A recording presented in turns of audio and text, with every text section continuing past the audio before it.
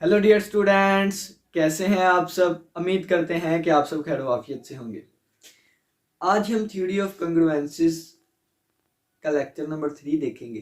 ठीक है, आज के लेक्चर में हम दो थ्योरम्स करेंगे, इंपॉर्टेंट है थोड़े से। तो नोट्स बनाना स्टार्ट करें, कॉपी पेंसिल निकाल लें और लिखना शुरू करें। सबसे पहला थ्योरम क्या होगा? सबसे पहला थ्योरम क्या होगा? सबसे पहला थ्योरम ये होगा कि अगर ए और बी बिलोंग करते हैं इंटीजर्स में से। ठीक है, ये थ्योरम बताने से पहले आपको थ्योरी ऑफ कंग्रुएंसेस के बारे में थोड़ा सा बता देते हैं। हमें पता है कि नंबर थ्योरी हम स्टडी कर रहे हैं। नंबर थ्योरी में सबसे पहले डिविजिबिलिटी आती है। डिविजिबिलिटी को डील करने की एक न्यू अप्रोच आई जिसको हम थ्योरी ऑफ कंग्रुएंसेस कहते हैं।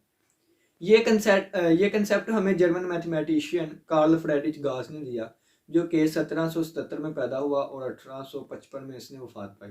ठीक है, अब होता यह है कि अगर m जो है वो डिवाइड करता है a माइनस बी को, ठीक है, तो फिर हम कहते हैं कि a minus b congruent to 0 modulo m है। ठीक है, आप इस तरीके से भी लिख सकते हैं, आप ऐसे भी लिख सकते हैं। ये माइनस बी उधर जाके प्लस बी हुआ।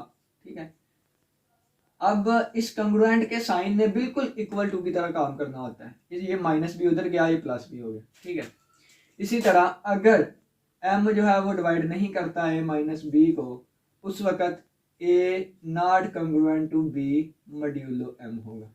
ठीक है, ये बेसिक बातें थी।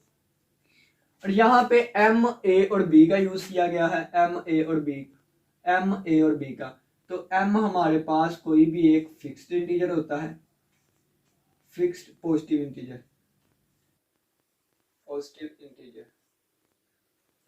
और a और b कोई भी हमारे पास इंटीजर्स होते हैं। अब यही कंसेप्ट हम यहाँ पे यूज करेंगे। अब हम थ्योरम करते हैं। कोई थ्योरम हमें कहता है कि अगर a और b जो है वो इंटीजर्स में से बिलोंग करें, तब इस वक्त और a congruent to b modulo m हो।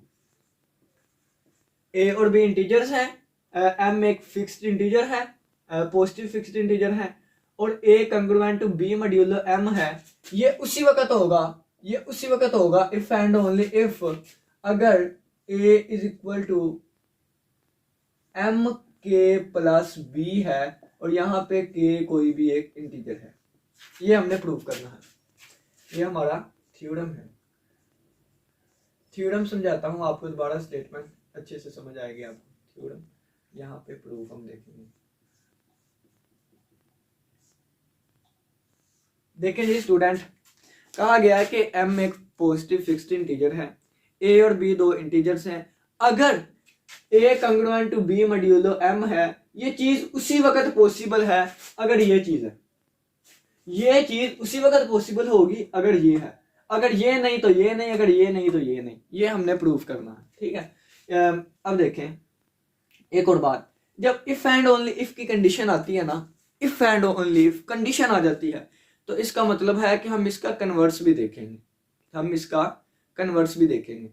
यानी देखें ना कि अगर आप अपने किसी दोस्त से प्यार करते हैं, ठीक है ना, दोस्त से अगर आप अपने किसी दोस्त से प्यार करते हैं, तो अगर वहां पे इफ एंड ओनली इफ की कंडीशन लगा दी जाए, आप उससे प्यार करते हैं, वो आपसे करे, ये दोनों चीजें हमने प्रूव करनी है। अगर इफ एंड ओनली इफ की कंडीशन नहीं है, आप किसी और को प्यार करते हैं, वो किसी और को आगे प्यार करता है, वो जिसको प्यार करता है वो भी किसी और को प्यार करता है, ये तमाशा चला रहता है। यानी कि वो था ना, हमने चाहा जिसको, उसने चाहा किसी और को, खुदा करे वो चाहे जिसको, वो भी चाहे किसी और को। ठीक है ना, तो इसी तरीके से ये जब इफ एंड ओनली इफ की कंडीशन लगेगी, तो ये चीज उसी वक्त पॉसिबल अगर ये है, ये चीज उसी वक्त पॉसिबल अगर ये है। ठीक है, ये दोनों चीजें हम प्रूव करेंगे। पहले उन्होंने कहा है कि ये चीज ठीक है अगर ये चीज है, ये चीज ठीक है अगर ये चीज है। ठीक है ना, तो पहले हम इसको पकड़ के ये चीज प्रूव करते हैं। तो हम लिखेंगे गिवन है हमें a is equal to m k plus b, और k हमारे पास कोई भी एक इंटीजर है। ठीक है, अब देखें, अगर मैं इस b को इधर ले आऊं, तो a minus B is equal to m k। ठीक हो गया। अब देखें a minus B is equal to कि हमारे पास कोई भी एक इंटीजर है तो हम इसकी जगह लिखेंगे इंटीजर। अब देखें, अब यहाँ पे डिविजिबिलिटी हमें क्या कहती है, डिविजिबिलिटी की डेफिनेशन देखें तो अगर a is equal to b multiply by some integer लिखा जाए, a is equal to b multiply by some integer लिखा जाए तो हम इसको लिखते हैं कि अगर ना b कर देते हैं, नाम चेंज कर देते हैं, ठीक है। अगर b is equal to a multiply by some integer लिखा जाए तो हम इसको लिखते हैं a डिवाइड करता है b को, ठीक है। अब देखें इसकी जगह a की जगह m लिखा हुआ है और b की जगह a माइनस b, ठीक है। तो a की जगह m था तो m डिवाइड करेगा किसको, b को, b क्या है a माइनस b। तो ये चीज कैसे लिखी, आप साथ स्टेटमेंट लिख दीजिएगा कि by the definition of divisibility, ठीक है ना, ये डिविजिबिलिटी की डेफिनेशन होती है। अब हमें पता चल गया m डिवाइड करता है a माइनस b को, और अगर m डिवाइड करता है a माइनस b को उस वक्त a congruent to b modulo m होता है। तो ये देखें, तो हमने साबित कर दिया a congruent to b modulo m है, ठीक है। इस चीज को पकड़ा और ये चीज साबित कर दी। अब इफ एंड ओनली इफ की कंडीशन लगी है तो हम इसका कन्वर्स भी करेंगे, यानी कि इस चीज से ये चीज फाइंड करेंगे। तो ये चीज फाइंड करने के लिए अब हम यहां से कन्वर्स देखते हैं, कन्वर्स, इसका कन्वर्स आएगा। कन्वर्स में क्या, अब हम इस चीज को लेके चलेंगे और ये चीज प्रूव करेंगे। चलें जी, हमने लिया a congruent to b modulo m, ठीक है। अब इस चीज को पकड़ लिया, अब ये चीज है तो ऑटोमेटिकली ये होगी, यानी कि m डिवाइड करेगा a माइनस b को। आप यहाँ साइड पे लिख सकते हैं according to the definition of congruencies, ठीक है। अब देखिए, अब ये चीज है तो अब इसको ओपन करके लिखेंगे। ओपन कैसे करेंगे आपको बताया, a minus B is equal to m multiply by some integer. ये कैसे आया, डिविजिबिलिटी की डेफिनेशन के थ्रू। नजर आ रहा है ना आपको, हाँ जी आ रहा है, ठीक है। अब देखिए, अब ये b उधर गया तो आ गया a is equal to m multiply by integer, हम k का नाम दे देते हैं और प्लस b, और यहाँ लिख देते हैं k बिलोंग्स टू इंटीजर्स। तो देखें हमारा प्रूव हो गया, ठीक है। इसकी मदद से ये प्रूफ किया और फिर हमने इसकी मदद से ये प्रूफ कर दिया, ठीक है। हमारा कन्वर्स भी हो गया और हमारा थ्योरम भी कंप्लीट हो गया। इसको जल्दी जल्दी नोट करें, एक और थ्योरम है वो भी इसी तरह है, बिल्कुल आसान सा थ्योरम है, तो इसको जल्दी जल्दी नोट कर लें।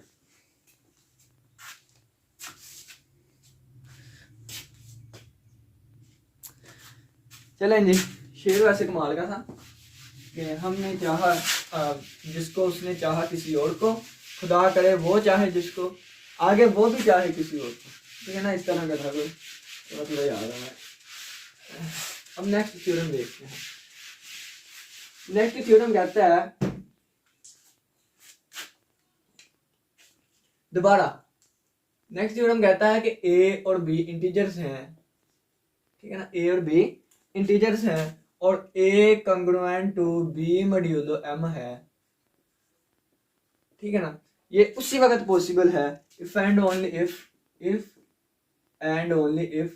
a b have same reminders,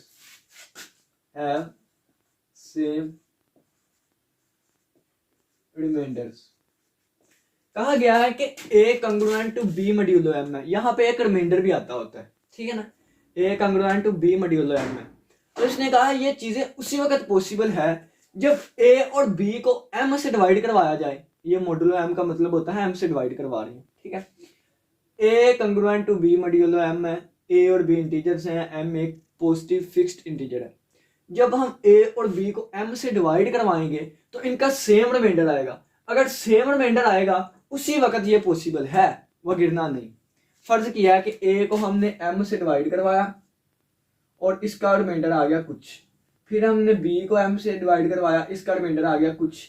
अगर इसका कुछ रिमाइंडर है, इसका कुछ रिमाइंडर है, फिर ये चीज पॉसिबल नहीं होती। ये चीज उसी वक्त पॉसिबल होगी जब इसका रिमाइंडर भी आ रहा है, इसका रिमाइंडर भी आ रहा है। अगर इसका रिमाइंडर r1 आया, इसका r2 आया, तो r1 को r2 के इक्वल होना चाहिए, ठीक है। ये बात हमने प्रूव करवानी है कि ये चीज उसी वक्त मुमकिन है जब रिमाइंडर सेम हो। इफ एंड ओनली इफ की कंडीशन है, इसको लेके ये प्रूफ, इसको लेके ये प्रूफ, यानी कि हम इसका कन्वर्स भी करेंगे। ठीक है, कापी पेंसिल निकाल लें, नोट्स बनाना स्टार्ट करें। वो एक स्टूडेंट था ना, वो जिस तरह मैंने आपको शेर वगैरह सुनाए, तो वो स्टूडेंट क्या था, वो शेर के साथ लिखी जाता था। ये जो बातें करती है ना, वो भी लिख, वो एक एक चीज को नोट करता था। अब देखिए, ये चीज उसी वक्त पॉसिबल है अगर ये चीज है। ठीक है, तो इस चीज को लेके चलता हूँ। उन्होंने कहा है कि ए और बी का सेम रिमाइंडर हो। पहले हमने अंदर रखा ए को, ठीक है ना, ए को अंदर रखा, एम पे डिवाइड किया, फिर हम रखेंगे बी को अंदर रखा और एम पे डिवाइड किया। ये देखें कि जब हमने बी को अंदर रख के एम पे डिवाइड करवाया, तो यहाँ पे कोई ना कोई क्वेश्चन आ गया, क्यू डैश का नाम दे दें, और रिमाइंडर आएगा। रिमाइंडर सेम ही है, क्योंकि हमने प्रूव करवाना है अगर रिमाइंडर सेम हुए उस वक्त ये चीज पॉसिबल है। तो हमने रिमाइंडर्स को सेम रखा, ये चीज हम प्रूव करेंगे। ठीक है, तो हम लिखेंगे यहाँ पे इसका प्रूफ देखेंगे, प्रूफ ये आएगा हमारे पास। प्रूफ में क्या आएगा, पहली चीज लिखते हैं डिवाइडेंड, जिसको डिवाइड किया है, डिवाइजर जिससे डिवाइड किया है, मल्टीप्लाई बाय कोशेंट और प्लस रिमाइंडर। इसी तरह इसको लिखेंगे तो b is equal to M Q dash plus r. देखें तो दोनों के रिमाइंडर सेम है। अगर दोनों का रिमाइंडर सेम है, a और b का रिमाइंडर सेम है, उस वक्त हम ये चीज प्रूफ करेंगे। ठीक है ना, अब प्रूफ कैसे करेंगे, देखें कि इसमें से इसको माइनस करें तो ये आएगा a minus B is equal to M q plus r minus, इस चीज को माइनस करना है, माइनस एम क्यू डैश और माइनस प्लस माइनस आर। अब ये माइनस आर और ये प्लस आर कैंसिल आउट हुए, तो ये आ गया a minus B is equal to M Q minus M Q dash. इन दोनों में से m को कॉमन लिया तो ये आ गया m कॉमन आया q माइनस क्यू डैश। अगर देखा जाए तो ये भी एक इंटीजर है, ये भी एक इंटीजर है। कैसे इंटीजर है, क्योंकि ये हमारे पास डिवीजन एल्गोरिथम है, और डिवीजन एल्गोरिथम में m भी इंटीजर होता है, b भी, r भी, q डैश भी, q सारे इंटीजर होते हैं।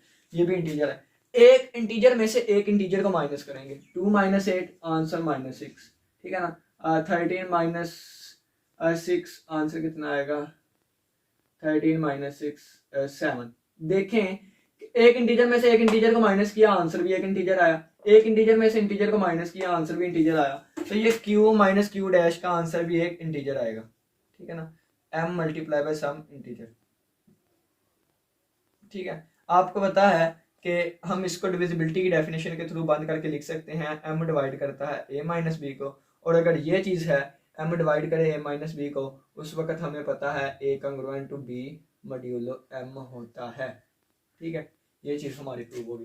प्रूफ कैसे हुई, अगर रिमाइंडर्स सेम है उस वक्त हमने इनको लेके चला और हमारा ये प्रूव हो गया। अब हम क्या करेंगे, हम ये चीज लेके चलेंगे और ये प्रूव करेंगे। अब हम इसको करते हैं, अब इसका हम कन्वर्ट करते हैं। ठीक है ना, अब यहाँ पे हम इसका कन्वर्ट्स करते हैं, कन्वर्ट्स। इसी प्रूफ का अब हम दूसरा रुख देखते हैं। अब हमने ये लेके चलना है, और हमने साबित करना है कि हमारे पास a और b के रिमाइंडर सेम आते हैं। ये देखिएगा, ये चीज उसी वक्त पॉसिबल होती है जब m डिवाइड करता है a माइनस बी को। ठीक है ना, कॉन्ग्रुएंस की डेफिनेशन के थ्रू। अब देखिए, अब यहां से a minus B is equal to m multiply by some integer आएगा। ठीक है, ये कैसे आया, डिविजिबिलिटी की डेफिनेशन के थ्रू। ठीक है, m डिवाइड करता है, यानी कि हमें पता है ना कि अगर a डिवाइड करता है b को, तो हम लिख सकते हैं b is equal to a multiply by some integer. ठीक है ना, इसी डेफिनेशन के थ्रू हमने ये लिख लिया। अब देखें, b उधर जाएगा तो a is equal to m multiply by some integer, और प्लस ये b उधर जाकर प्लस हो गया। ठीक है, अब यहाँ पे b जो है इसको हम कहते हैं डिवाइडेंड, जो डिवाइड करता है। इसको हम कहते हैं डिवाइजर, जो डिवाइड करता है। इसको हम कहते हैं कोशेंट, और इसको हम क्या कहते हैं, रिमाइंडर। ठीक है, तो a का रिमाइंडर क्या आया, b आया। फिलहाल यहीं तक रखें, a का रिमाइंडर आ गया b। अब देखें b क्या है, जब हमने b को भी अंदर रखा और m पे डिवाइड किया, तो कोई ना कोई रिमाइंडर आएगा। फर्ज किया उस रिमाइंडर को हम g का नाम दे देते हैं, कोई भी नाम दे ले, कोई ना कोई रिमाइंडर आएगा। फर्ज किया टू आता है तो आप यहाँ 2 लिख दें, मैंने जी का नाम लिया, ठीक है ना। जब बी को अंदर रख के एम पे डिवाइड करेंगे कोई ना कोई तो रिमाइंडर आएगा ना, कोई ना कोई तो आएगा, ठीक है। आपके फोन नंबर का आखिरी हिस्सा जो है वो यहाँ पे लिख दे, कोई ना कोई तो रिमाइंडर आएगा ना, मैंने इन जनरल जी लिख दिया, ठीक है ना। अब अगर बी का रिमाइंडर जी है तो मैंने शो करवाना है ए का रिमाइंडर भी जी होगा। अगर बी का रिमाइंडर जी है तो मैंने शो करवाना है ए का रिमाइंडर भी जी होगा। ये चीज है ना, ये चीज उसी वक्त पॉसिबल है जब ए का रिमाइंडर भी सेम हो बी का भी। तो बी का रिमाइंडर जी आ गया और मैं शो करवाऊंगा ए का रिमाइंडर भी वही है। अब देखिए ये बी की वैल्यू हमने यहाँ पे पुट की तो ये आएगा A is equal to M multiply by some integer plus B की जगह मैंने क्या लिख दिया, प्लस ये बी की जगह लिख दिया एम क्यू प्लस बी। अब इन दोनों में से एम कॉमन आया, इंटीजर प्लस क्यू, क्यू क्या है, क्यू भी एक इंटीजर ही होता है, तो इंटीजर प्लस इंटीजर आंसर फिर एक इंटीजर आएगा और प्लस बी, और प्लस बी नहीं आएगा जी आएगा, प्लस जी। अब देखें ये हमारे पास डिवाइडेंड जिसको डिवाइड किया जाता है, ये डिवाइजर, ठीक है, और ये हमारे पास क्वोशिएंट और ये हमारे पास रिमाइंडर। ये आ गया रिमाइंडर किसका, ए का, ये आया रिमाइंडर किसका, बी का, ठीक है। तो इसको लेके चलते हुए हमने प्रूव कर दिया बी का रिमाइंडर भी जी है, ए का रिमाइंडर भी जी है, ठीक है, कन्वर्स भी हो गया। दोबारा देखिए हम यहाँ पे ए और बी का रिमाइंडर सेम लिया था, इसके बाद हमने ये चीज प्रूव करवा दी थी। अब यहाँ पे क्या किया, इस चीज को लेके चले और हमने प्रूव करवाया बी का रिमाइंडर भी जी है और ए का रिमाइंडर भी जी है। उम्मीद करते हैं कि आज के लेक्चर की समझ आए होंगे, नोट्स बना लिए होंगे आपने। अगर आप किसी का कोई भी क्वेश्चन हो तो लाजमी पूछिएगा। इसी के साथ इजाजत दीजिए, अल्लाह हाफिज, अल्लाह निगहबान। फिर मिलेंगे नेक्स्ट लेक्चर में, इसको नोट कर लीजिएगा।